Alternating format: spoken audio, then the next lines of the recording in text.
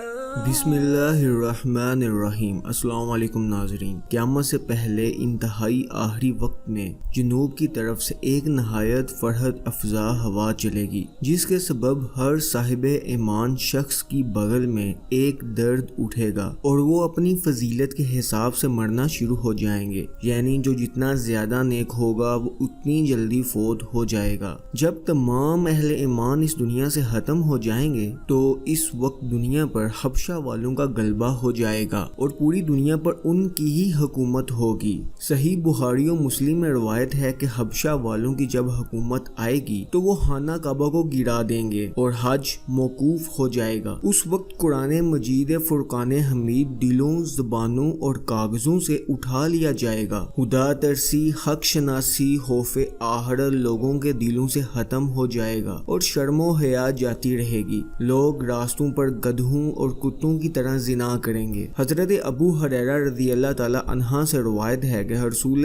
اکرم صلی اللہ علیہ وسلم نے ارشاد فرمایا، اللہ تعالیٰ نے انسان کو پیدا کیا اس طرح کہ اس کا منہ بانس کی مانند ہے اور اس کشادگی دنیا کی مثل ہے، اور اس کی 4 شاخیں ہیں۔ ان میں سے ایک شاخ مشرق میں ہے اور دوسری شاخ مغرب ہے، تیسری شاخ 7 زمین کے نیچے ہے اور چوتھی شاخ 7 آسمانوں کے اوپر ہے۔ سور میں روحوں کی تعداد کے برابر دروازے ہیں۔ اس میں سے ایک دروازہ انبیاء علیہ السلام کی ارواح کے لیے ہے، ایک دروازہ فرشتوں کی ارواح کے لیے ہے، ایک جنوں کے گروہ کے لیے اور ایک انسانوں کی روحوں کے لیے ہے، اور اس طرح شیطانوں اور درندوں، جانوروں اور حشرات الارض یعنی زمین کے کیڑے مکوڑے، چیونٹی اور مچھلی وغیرہ کی روحوں کے لیے بھی دروازے ہیں۔ اور اللہ تعالیٰ نے سور حضرت اسرافیل علیہ السلام کو عنایت کیا ہے، وہ اس کو اپنے منہ پر رکھے ہوئے ہیں اور منتظر ہیں کہ کب پھونکنے کا حکم دیا جائے گا تو وہ اسے 3 مرتبہ پھونکیں گے۔ پہلی مرتبہ جب پھونکا جائے گا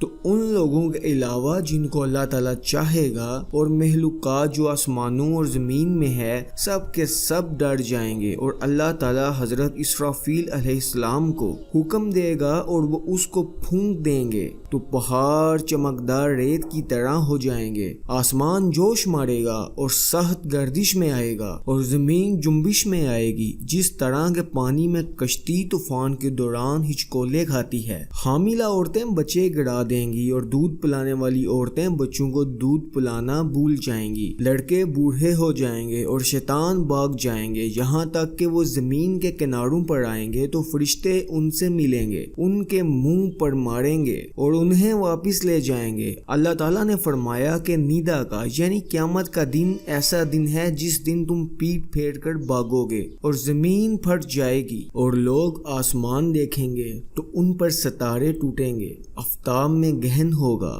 آسمانوں کو علیحدہ علیحدہ کر کے پوست کیے جائیں گے، یعنی الگ الگ ہر آسمان کا پوست دیکھا جائے گا اور ان کا پردہ اٹھا لیا جائے گا۔ مردے اس حالت میں غفلت میں رہیں گے اور یہ حال 40 برس تک جاری رہے گا، جب تک اللہ تعالیٰ چاہے قائم رہے گی۔ پھر اللہ تعالیٰ حضرت اسرافیل علیہ السلام کو مرنے اور بے ہوشی کے نفخہ کا حکم دے گا۔ اس وقت حضرت اسرافیل علیہ السلام حکم دیں گے، باہر نکلو۔ آسمانوں اور زمین والے بے ہوش ہو جائیں گے اور مر جائیں گے، مگر جن کو اللہ تعالیٰ چاہے وہ نہ مریں گے، اور یہ شہداء ہیں یا تیرا نفس ہے، اور وہ ہیں حضرت جبرائیل علیہ السلام، حضرت میکائیل علیہ السلام، حضرت اسرافیل علیہ السلام، حضرت اسرائیل علیہ السلام، اور 8 وہ حاملین عرش ہیں جو باقی رہیں گے، اور ابلیس لعین بھی باقی رہے گا۔ پھر اللہ تعالیٰ ملک الموت سے فرمائے گا کہ میں نے تیرے اور پچھلوں کے عدد کے برابر مددگار پیدا کیے تھے، اور میں نے آسمانوں اور زمین والوں کی قوت تجھ میں رکھی تھی، اور آج میں تجھ کو آگ کے کپڑے پہناتا ہوں اور اگلے اور پچھلے لوگوں اور جنوں کی تلہی موت کی زیادہ قوت دیتا ہوں، اور تیرے ساتھ فرشتگان دوزخ پر 70,000 فرشتے ہوں گے، اور ہر فرشتہ دوزخ کے ساتھ آگ کے شعلے کی زنجیروں میں سے ایک زنجیر ہوگی، اور مالک دروگا کو دوزخ کو آواز دے کہ وہ دوزخ میں دروازے کو کھول دے، چنانچہ ملک الموت ایسی صورت میں آئیں گے کہ اگر اس صورت میں ان کی طرف زمین و آسمان والے دیکھیں تو ضرور ڈر جائیں گے، تو وہ ابلیس کی طرف آئیں گے اور اس کو شدت سے دھمکی دی گئی تھی جس کی وجہ سے وہ بے ہوش ہو جائیں گے، اور اس کے گلے سے ہر ہر کی ایسی آوازیں نکلیں گی کہ اگر اس اس کو اہل آسمان اور زمین والے سن لیں تو بے ہوش ہو جاتے ہیں۔ اس کے بعد وہ کہیں گے ٹھہر حبیس، میں تجھے موت کا مزہ چکھاؤں گا، تو نے کتنی عمر پائی اور کتنی صدیاں لوگوں کو گمراہ کیا۔ تو وہ ملعون شیطان مشرق کی طرف بھاگے گا، جب ملک الموت اس کی آنکھوں کے درمیان دیکھیں گے تو مغرب کی طرف بھاگے گا۔ اس وقت پھر ملک الموت اس کی آنکھوں کے درمیان نظر کریں گے۔ اس کے بعد وہ دریا میں غوطہ لگائے گا تو دریا اس کو قبول نہ کرے گا، چنانچہ ہمیشہ بھاگتا رہے گا، اس کے لیے پناہ کی کوئی جگہ باقی نہ رہے گی، یہاں تک کہ وسط دنیا میں حضرت آدم علیہ السلام کی قبر پر کھڑا ہوگا اور کہے گا آدم تمہاری وجہ سے میں مردود ہوا ہوں۔ پھر ملک الموت سے کہے گا کہ تم مجھے کس پیالے سے پلاؤ گے اور کس عذاب سے میری روح قبض کرو گے؟ تو اسرائیل علیہ السلام کہیں گے شعلہ آتش اور گرم آگ کے پیالے سے، اور پھر ابلیس خاک میں لوٹے گا، کبھی چلائے گا اور کبھی بھاگے گا اور اس جگہ جائے گا جہاں وہ اتارا گیا تھا جب وہ ملعون ہوا تھا۔ تو فرشتگان اس کے لیے زنبور آڑے قائم کریں گے، زمین چنگاڑی کی طرح ہو جائے گی اور زبانیاں فرشتے اس کو گھیر لیں گے اور اس کو آڑوں سے چیریں گے، جب تک اللہ تعالیٰ چاہے گا اس وقت تک خالد نزاع اور موت کے غصے کا شکار رہے گا۔ پھر اللہ تعالیٰ دریاؤں کو حکم دے گا کہ وہ فنا ہو جائیں کیونکہ ان کی مدت گزر چکی ہے، اور دریا کہیں گے ہم اپنی جانوں پر توجہ کر لیں، ہائے وہ ہمارے عجائبات کدھر گئے؟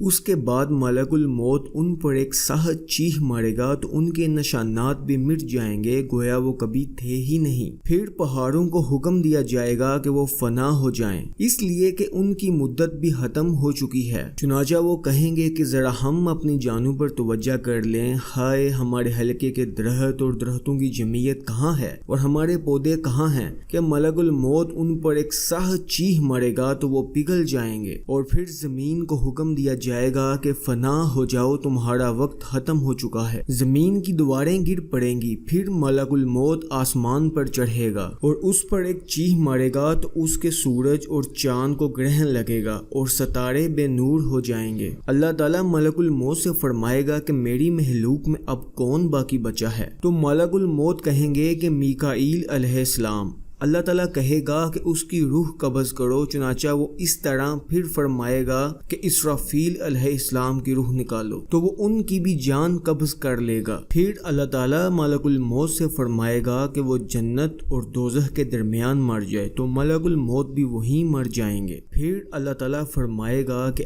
آج کس کی بادشاہت ہے؟ کوئی جواب نہ دے گا۔ پھر اللہ تعالیٰ اسی ارشاد کو 3 مرتبہ دہرائے گا لیکن کوئی جواب نہ دے گا۔ پھر اللہ تعالیٰ خود ہی فرمائے گا کہ اس جگہ آج یکتا کی بادشاہت ہے۔ پھر اس کے بعد زمین جس پر گناہ کیے گئے اکٹھی کر دی جائے گی اور اس پر جہنم بنائی جائے گی، اور اللہ تعالیٰ اس زمین کے بدلے دوسری زمین جو نہایت سفید ہوگی پیدا کرے گا، اور اس پر جنت قائم کی جائے گی اور اس پر تمام مخلوقات جمع کی جائیں گی۔ اس کے بعد اللہ تعالیٰ حضرت جبرائیل اور میکائیل علیہ السلام اور اسرافیل اسرائیل علیہ السلام کو زندہ ہونے کا حکم دے گا، چنانچہ سب سے پہلے وہ زندہ ہوں گے اور جنت کے فرشتوں کے پاس جائیں گے اور ان سے کہیں گے کہ حضرت محمد صلی اللہ علیہ وسلم اور ان کی امت کے لیے جنت کو کھول دو۔ ناظرین گرامی، اللہ تعالیٰ سے دعا ہے کہ وہ کل بروز حشر تمام مسلمانوں کو حضرت محمد صلی اللہ علیہ وآلہ وسلم کی شفاعت نصیب فرمائے